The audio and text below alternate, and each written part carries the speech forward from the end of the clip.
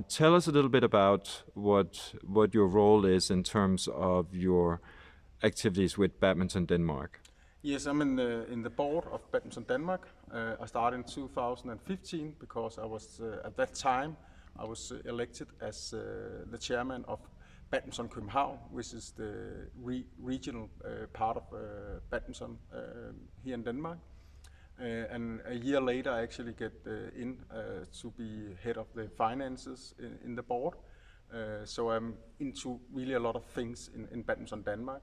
And for last year, I was actually acting CEO of Badminton Denmark because our CEO was stopping. And so you stepped in as an interim CEO for Yes.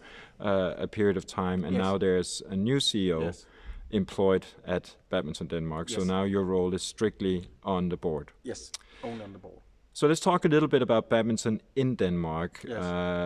I think it's fair to say that there are a little over 90,000 active members. Almost 100,000. Oh, you're so positive.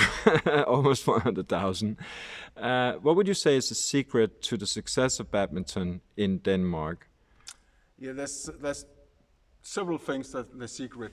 First of all, we have this we call clubs or foreninger, where we have all the volunteers. We are almost 700 badminton clubs here in Denmark, and we have a long tradition. It's one of the biggest sport here in Denmark, and we have all these volunteer club.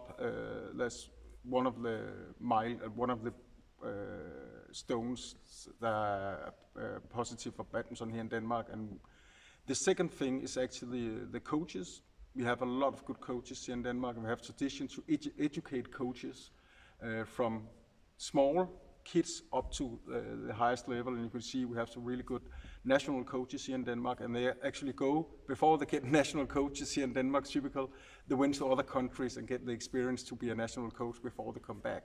So we have a lot of really good coaches at all levels. Very good. If you look at Denmark and compare Denmark to other countries, would you say the fact that a lot of badminton courts were built shortly after the sport became popular is one of the reasons why so many people have had an opportunity to start playing badminton, and through those circumstances also managed to develop players who became some of the best in the world? Yes, the most important things actually, of course, you have the facilities. That's really, really important. And we have a lot of badminton halls here in Denmark, but it's very different compared to which areas in Denmark you are, because if you go in Copenhagen, where a lot of people live here in Denmark, there's not many badminton halls compared to if you get outside of Copenhagen and all to the small countries where have a lot of badminton halls.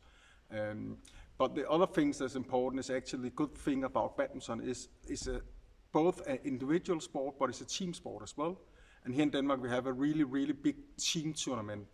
It's actually really important, and we have it from under 9 to over 70 years old players. So I think that's most important, because you have this team together. You step up as a team and you play as a team, but you still train. You need to train with others to be better badminton players. So you're depending on all your teammates as well. Very, very good. When we look at the future of the sport in Denmark, I don't think it's any secret that the sport is not as big as it used to be. What do you foresee in the future? More or less the same, or what's going to happen? If you look back to like 20 or 30 years ago, there's a lot more badminton players in Denmark, and then we go step down a little bit, not a little bit, quite a lot actually, to be honest. But the last 5 to 10 years we're actually growing, and we're still growing, and I hope we can get over the 100,000, maybe 130,000 who play. But it's still depending of our clubs, and especially we get outside in the country where we need to secure we still have the badminton clubs. So they're not only a sport in the big cities, but in whole Denmark.